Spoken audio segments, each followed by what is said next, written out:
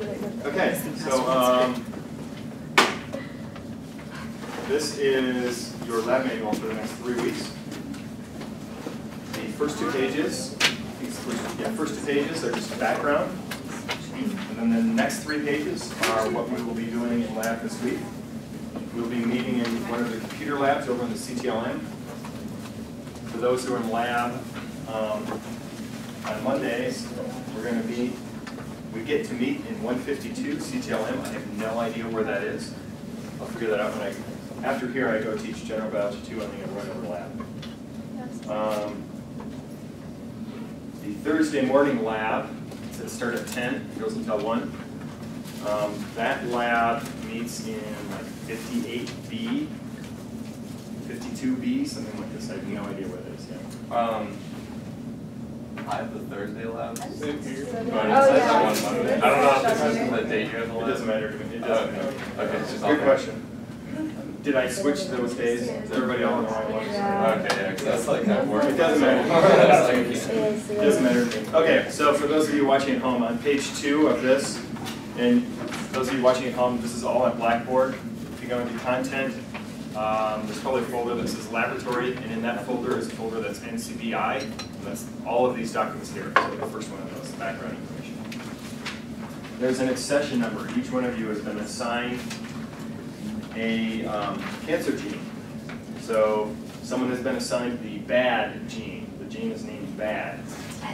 There's a bunch of different genes.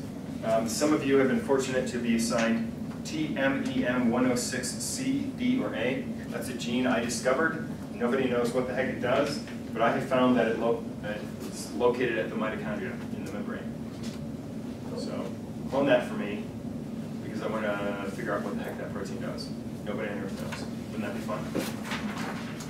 So today we're going to go through, we will have the amazing opportunity to go through the pages 3, 4, and 5, which is basic characterization of sequences. The information we're learning today and in this section of the course correlates very, very closely with what we're doing in lab. And the understanding that you'll get from both of these will allow you then to proceed and clone your gene. We will have lab as a dry computer lab for the next 3 weeks. We'll cover in very good detail DNA sequence analysis stuff. Okay, questions?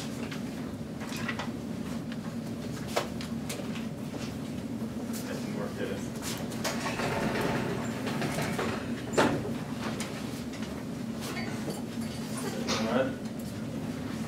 Done. So today, we're going to talk a little bit about transcription. DNA transcription. We'll start with some really fundamental concepts. I'm not sure you covered these in General Biology 1. My guess is that this will be new. No one is joking. Smart ass right there. Anyway. Okay. This one right here. Okay. So on our syllabus, we talk about transcription today, and we finished our discussion of transcription tomorrow. So nuts, I forgot my model. I'll have to run up to my office and grab that. Not tomorrow. Wednesday, we finish our discussion of transcription. We start our discussion of translation. We finish that discussion on Friday, and that'll get us into next week. So I want to give you my description of the value, why there's value to having the central dogma, as you learned it in General Biology 1. DNA, sorry, that's an R, RNA, protein. And I learned this lesson, I thought of the central dogma when I made this mistake at home. Some of you may have heard this if you've taken an introductory biology course with me. Many of you have not. I want you to imagine that DNA is a cookbook. Like I was using my wife's favorite cookbook. It's called America's Test Kitchen. Has anyone ever heard of it? Every recipe I've ever made out of there is stunning, absolutely incredible. Anyway, they should pay me for advertisement. So I have this cookbook. It's probably 900 pages. recipes are in there are amazing. Got it open, I'm making my own spaghetti sauce from tomato sauce and spices and all the stuff I'm adding in there. I'm mixing it all up. Of course, you know, you're working with spaghetti sauce and it splashes all around. So you don't wear like a really good shirt because you're going to get little red dots on you that just won't come out. Well, a little red dot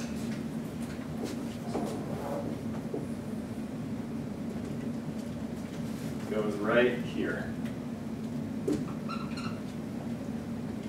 On the spaghetti sauce recipe. So, of course, I go like this, and I smear the red dot around. At which point I panicked, and I took some water and a rag, and I very, very gently dabbed on it. And of course, what happened? I stripped the fibers of the page right off, and now the text is gone. So you cannot rate how much of this to put on there, how much of this material to put into the recipe. And I'm thinking to myself, how often does she make spaghetti sauce? Just be careful about this one, right? I have no idea what number was under there. So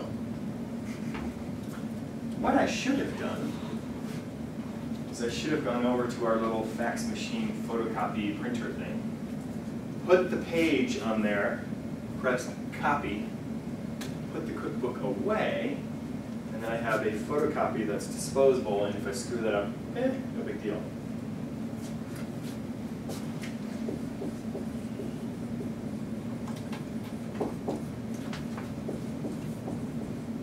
Did I spell spaghetti right?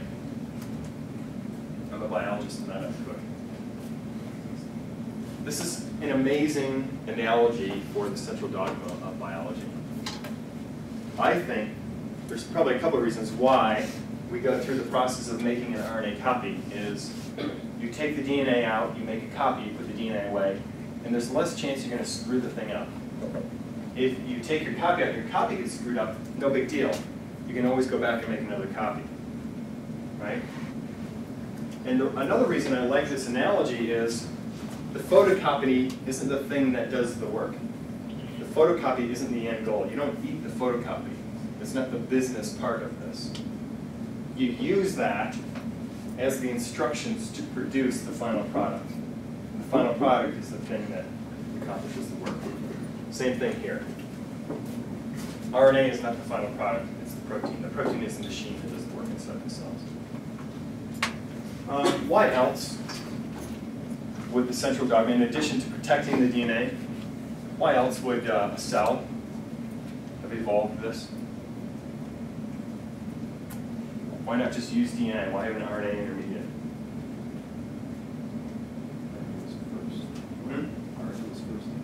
Yeah, people propose that RNA was the first thing on DNA, so it could be a holdover from that.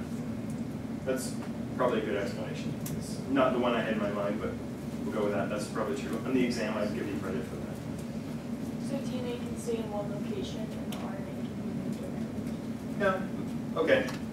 So the DNA can have a set defined spot, like in the library, you know always where to find it. The RNA can go all over the place. I hadn't thought of that one. That's another good one. Splicing. Splicing, but bacteria don't splice. Amplification, that's it. I can make, this is what I was thinking. I can make 10 photocopies and I can send that, I can distribute the instructions, those photocopies to you guys. And all of you can all go out and make spaghetti. If we need a whole bunch of spaghetti, because we're doing the Dance All Night marathon thing, you can all go make a little spaghetti, bring it back, and we all have enough, right? Signal amplification, great.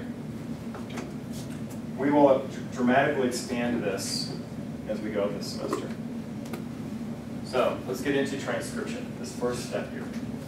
So, I guarantee you, on exam 1, I will ask you to draw a very simple central dogma. And that's going to be DNA, RNA, protein, transcription, translation. You might even want to write code, copy, and machine. I guarantee you, exam 1 will say, ask you to draw this. It will be worth 5 points. 1, 2, 3, 4, 5. Somebody invariably in the class is not going to do that, and they're going to get 3 out of 5. Please don't do that. Okay. We're going to talk about gene regulation, and I'll talk in very simple gene regulation in very simple terms. Now, in section 3 of this class, we will talk about gene regulation in very, very complicated, or not very complicated, but very, very great detail. Right now, I'm simply going to talk about the process of transcription. So, people use this word gene differently. In an introductory course, they'll use it one way. And you go to a graduate level course, people use it a different way. You go into one graduate lab, they'll use it one way. You go to a different graduate lab, use it a different way. Let me explain this to you. I'm going to draw something out. You need to be able to draw this. This is the fundamental ability to communicate in genetics, is your ability to draw these kinds of pictures and understand them when you see them. So I'm going to draw the first one for you today.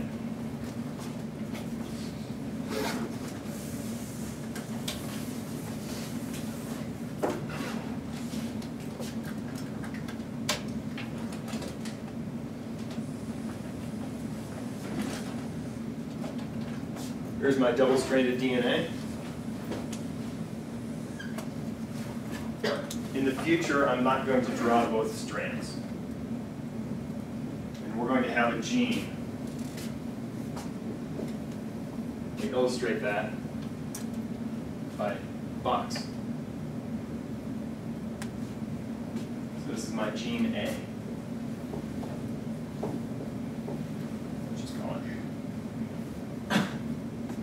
There are regulatory mechanisms, things that determine whether gene A is expressed or not.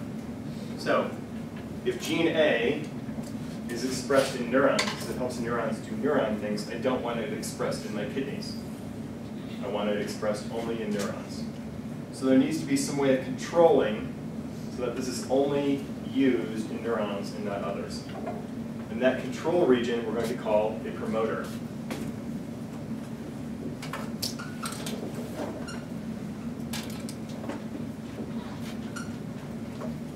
For simplicity's sake today, we are going to say that a promoter is always to the left, as you're looking at it, of the gene. And we're going to call this upstream. And we're going to call this downstream.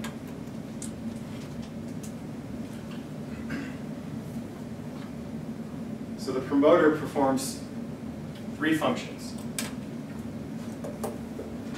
And when we learn about gene regulation, we'll learn how it controls the amount of RNA made off of here. So it regulates the amount of gene expression. How many transcripts get made off of this piece of DNA.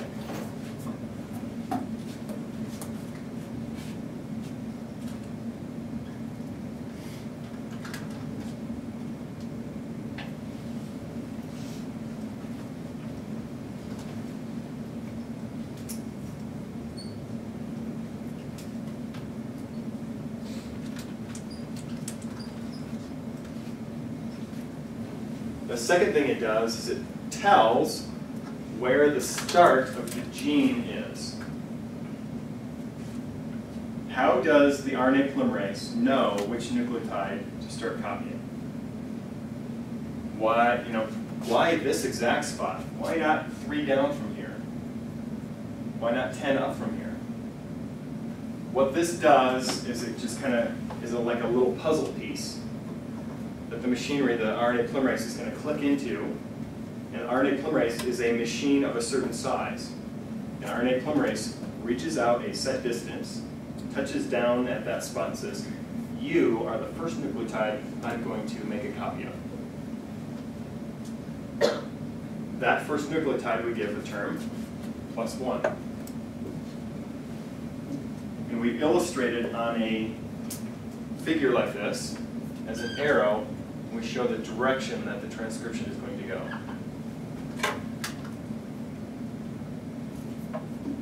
So, if I were to mutate the DNA, if I were to take a piece of DNA from, say, bacteria, and cut this right here, and stick, say, a 50 base pair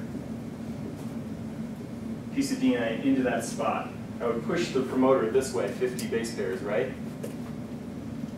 What would happen is RNA polymerase would say, where's my promoter? It's over here. It would measure out its set distance, and it would start transcribing from there, which would mean transcription would move this way 50 base pairs. The +1 would. Does that make sense? Which means my gene would now be 50 nucleotides longer. Okay?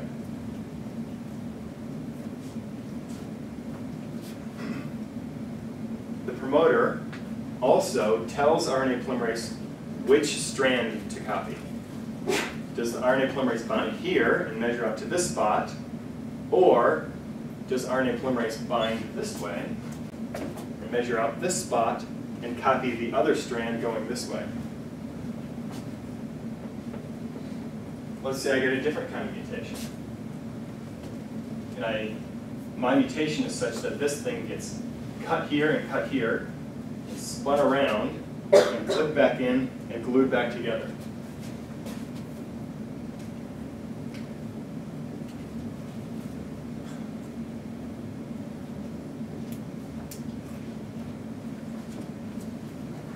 Wow, I can't believe I just did that.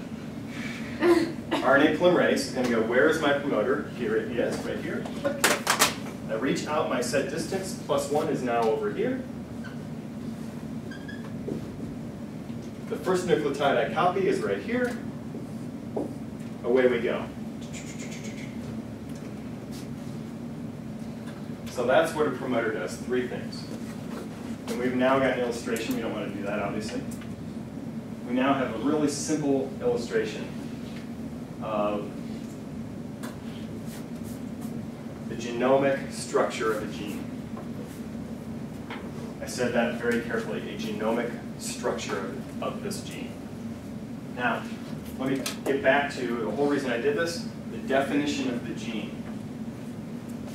To me, as a cell biologist and a beer brewer, a gene is the stuff that gets made into RNA. The rest of the stuff is not the gene. So I'm going to eventually get a transcript off of here, which is going to be this. To me, this is the gene.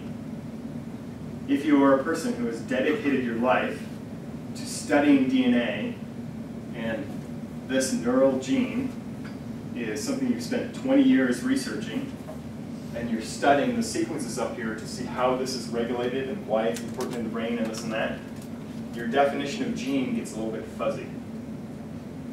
If you have invested 1/3 of your life on this, and you're studying this stuff, you're going to say, well, I studied gene A, and your definition for gene begins to include that stuff. Does that make sense? People use the word gene differently. So when someone says, oh, I study this gene, the such and such gene, they may not actually study the sequence of the gene or what the heck the protein does. They may study regulation of it. Okay? Just so you know, people use the word differently. So here, we actually can start to see people are starting to illustrate this. Over the course of the semester, we will work over the course of this part of this section of the course, we'll work through many different levels here until we wind up with a protein. We'll have all of that illustrated in one figure. You should be able to draw something like that yourself if I give you the information. And if I give you an image, you should be able to say, I understand that. That means this, that, and the other thing. And we'll get into all those details as we go. Okay. Immediately downstream of a gene, and usually overlapping with the end here, is something we call the terminator.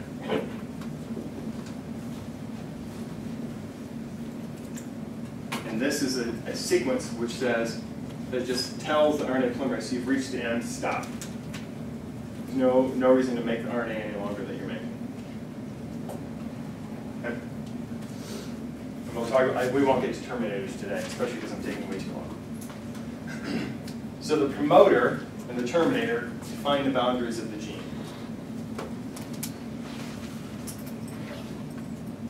I defined what a promoter does, those three things over there.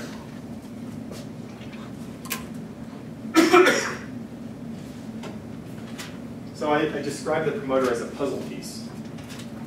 An RNA polymerase, for right now, we'll say is a protein. And that protein has a matching puzzle piece shape. And you should know, where would it bind? Where would the protein interact? In the what of the DNA? In the major groove of the DNA. So the puzzle piece of the protein clicks into the shape of a major groove of DNA in that specific sequence of DNA. And it's this specific sequence in this promoter. If I took this specific sequence and I put it someplace else in the DNA, if I copied this and stuck it somewhere else, RNA polymerase would bind to that other spot too. So one RNA polymerase would bind here, and then a different one that's floating around there would bind to the other spot.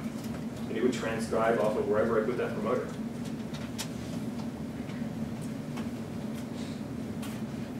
So let's say we go to this sequence here, and I tell you that the first nucleotide here is T.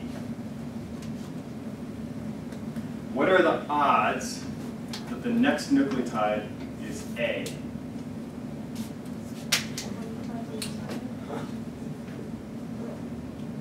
What are the odds, if I told you this, Oh, top.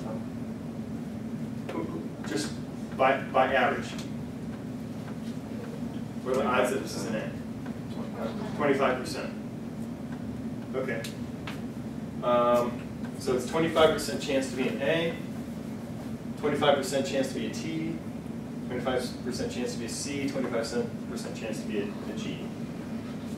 This nucleotide here, what are the chances of it being an A? 25%. Each one of these, there's a 25% chance it should be that, just by random chance, right? So what happened is a fellow named David Pribnow was looking at DNA sequences upstream of genes. And at this time, there were probably like, I'll bet we'd sequenced 15 or 20 genes. That's all we had sequenced. And David took those sequences and lined them all up. He said, we know that +1 for gene A is here, and so I'm going to take +1 for gene B and line that up. And I'm going to look at the nucleotides here and the nucleotides here. How often do I find a T in this spot? I'd expect it to be 25% of the time, right? And what David found is there's a T there 90% of the time. I made that number up. Don't hold me to it. Wow, that's weird. And this is, if this is +1, the nucleotide right next to it is what? 0? No. -1. Or 0. Yeah, don't worry about it. It doesn't exist. It's nothing, it's not there. So the nucleotide connected here this way. This is -2, this is -3. So if you go to, I think David found this was at -10.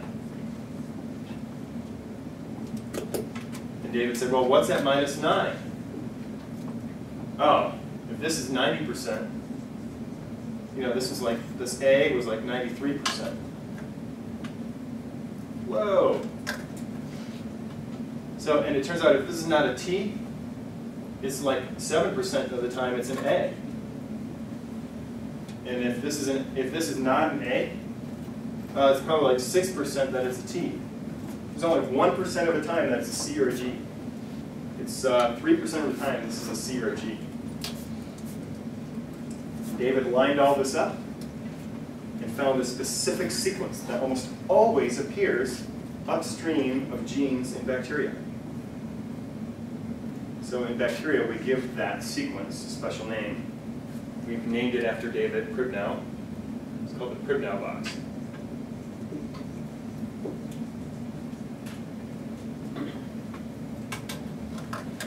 I've just explained to you the concept of a consensus sequence. David said if you were to get the perfect, if you had to guess at a sequence that's going to be here at the -10 region of a gene, the sequence that you would best guess at is the sequence that has the highest number. That sequence would be rich in T and A nucleotides. And there's a specific sequence here. Let me get to that here. I guess I was wrong. It's a TTGACA. Oh no, here it is, right here. TATAAT. That's it. That's the sequence.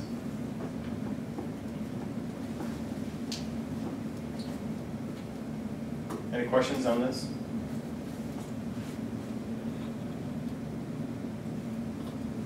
So, if we take the sequence for a bunch of different genes and line them all up, on average, what is the most likely nucleotide to appear at each spot? We can say, on average, what is the most likely? So here we've got a T, a G, a T, T, T, T, T. Probably this is usually a T, right? Does everyone understand the concept of a consensus sequence? The average sequence that you would expect to find. The most likely sequence you'd expect to find. Okay? Good. This is going to be, this concept is fundamental in our laboratory work here, especially early in the beginning. Questions on this? Is it, this might be a stupid question, is it from just experimental data, that's how you figured out what's most likely to be there, or? What David did is he took the gene and took all the genes that were known and lined them all up. And said, I lined all these up and I just count 1, 2, 3, 4, 5. 5 out of 6 are T, so I've got T is, it's not divisible by 100 easily. 100 divided by 6, I don't know, what's that? It's 80% of the chance. Every time some lab, anywhere else in the world would sequence a gene from E. coli, he would take that sequence and put it in here and modify his numbers and improve the numbers again and again. That's how it came to be.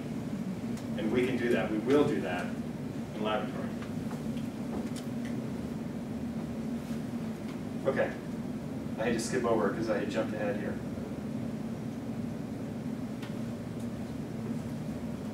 A couple other things, just some, you probably learned this in General Bio 1. The DNA strand that you copy is called the template strand, or the anti-sense strand. And the non-template strand is called the coding strand, it's the sense strand. The sequence of this matches the sequence of the RNA, right?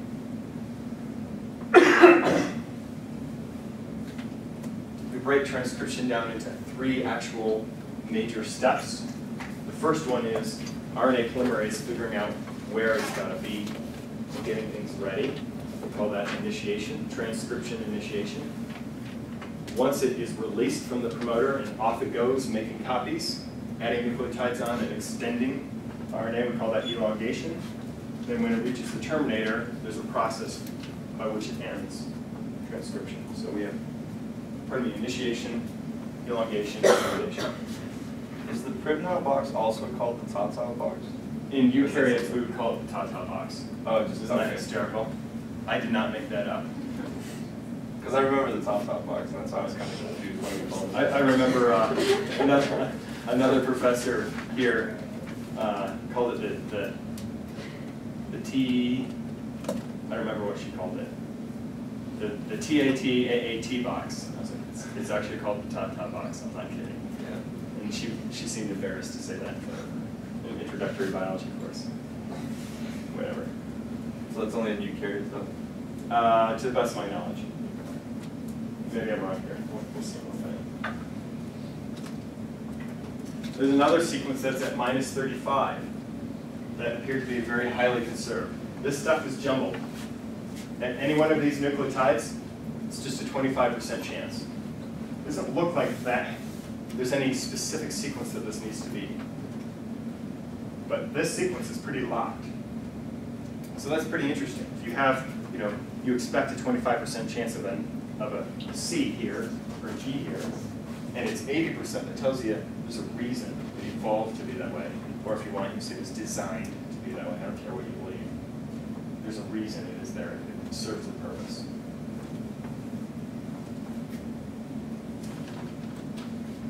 upstream, downstream, nucleotides, consensus sequence.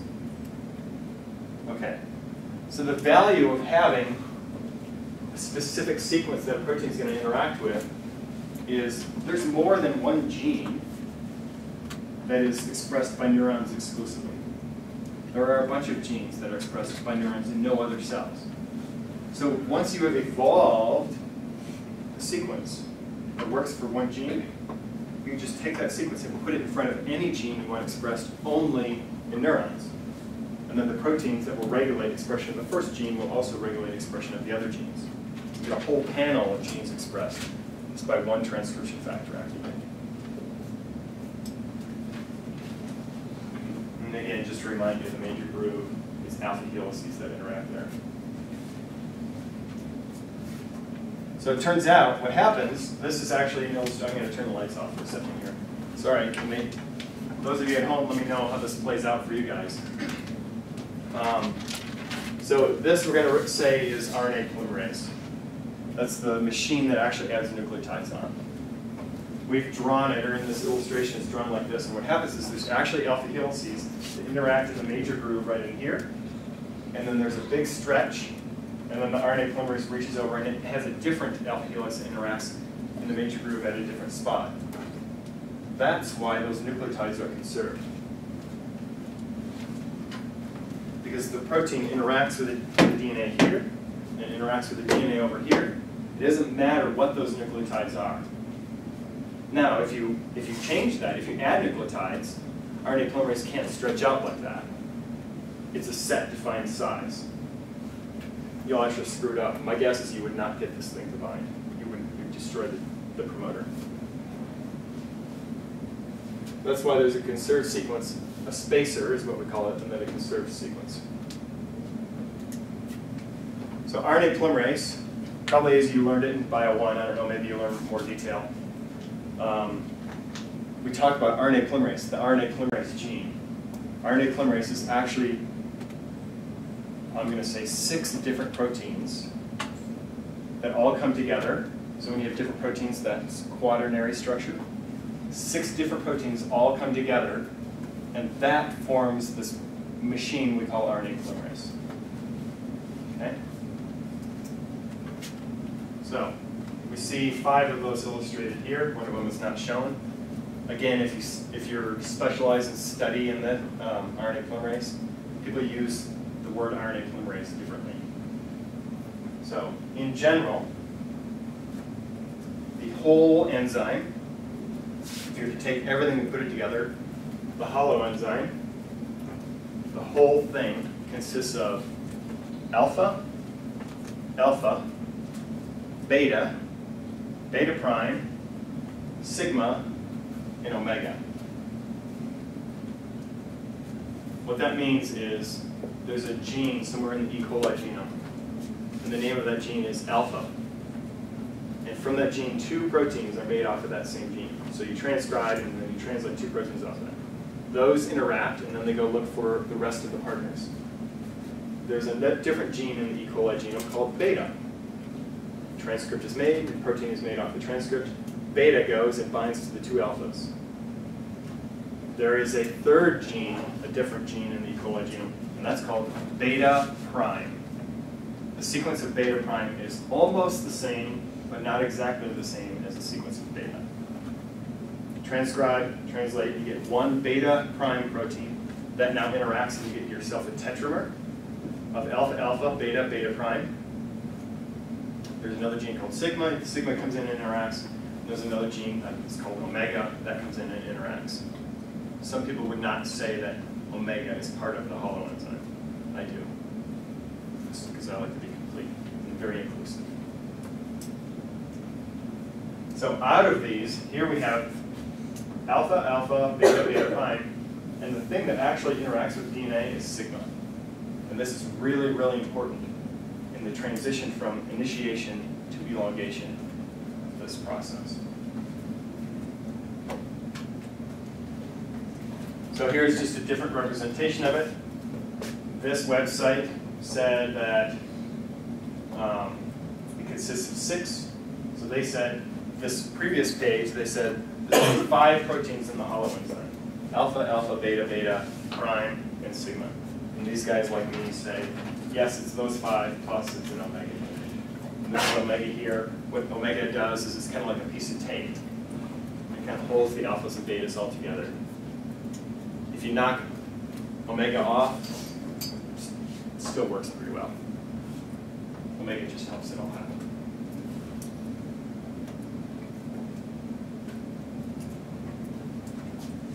Any questions on this? Yes? What is the hollow, like at the beginning of enzyme? What is that? Hollow? Yeah, the entire intact, the whole thing.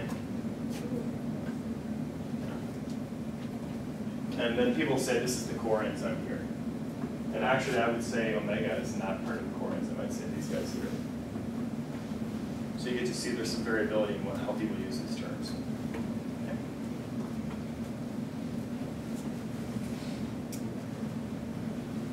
Okay.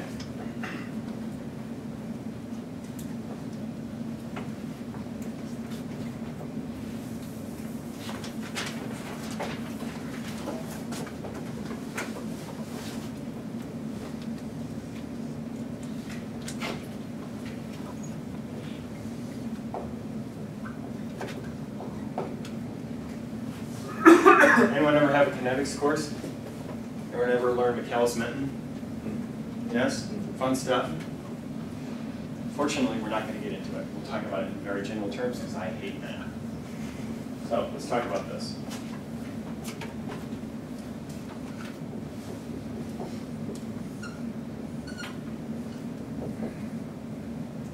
So we know how this equilibrium works. Increase the concentration of this, we shift the reaction this way, right? Something else we could do is we could get a binding constant for this. You guys call it Ka, right? You guys learned it as Ka. And it turns out biologists, kind of funny, are backwards.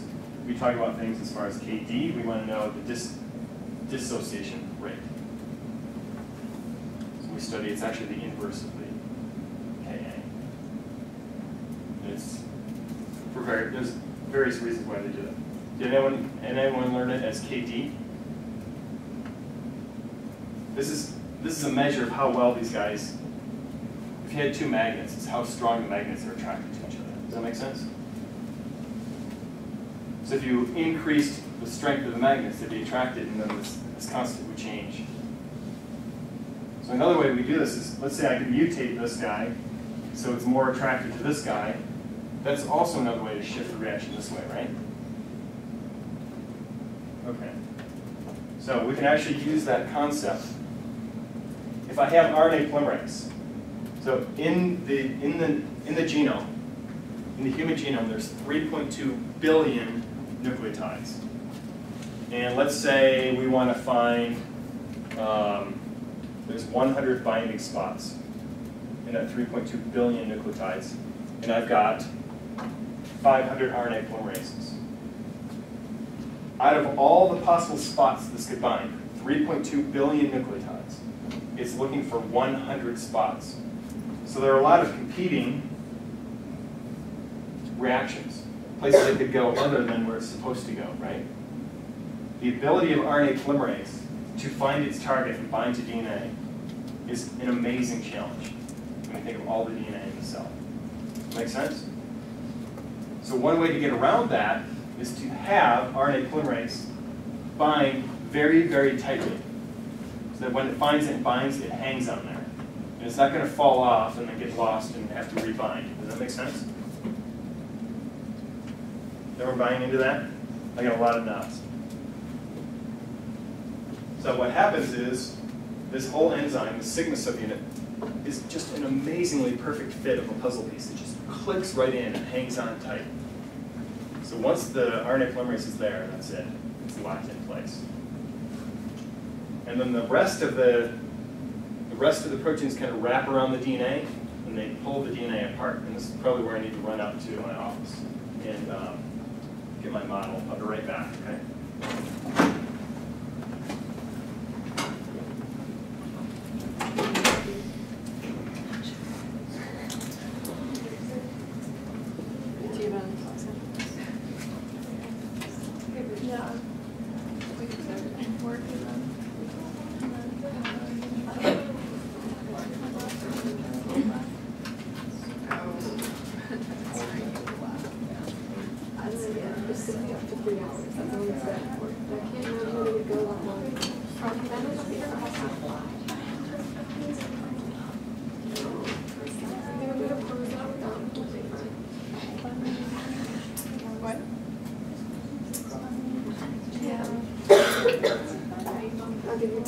I wouldn't really write that. You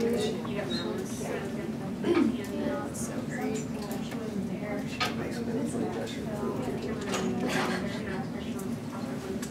Do you watch that video?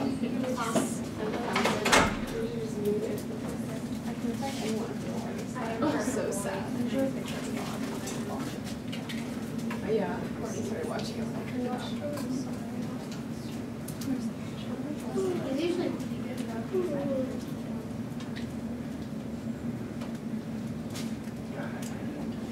Okay, so you're here, I have a piece of DNA, see my helical twists? You got it?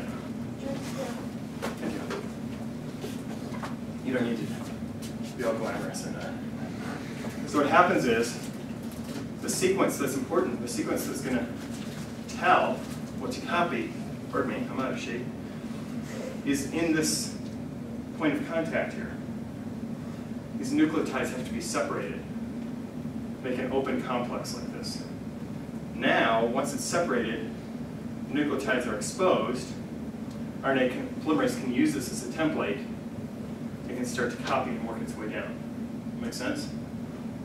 So, thank you. We may have you come back up in a little bit.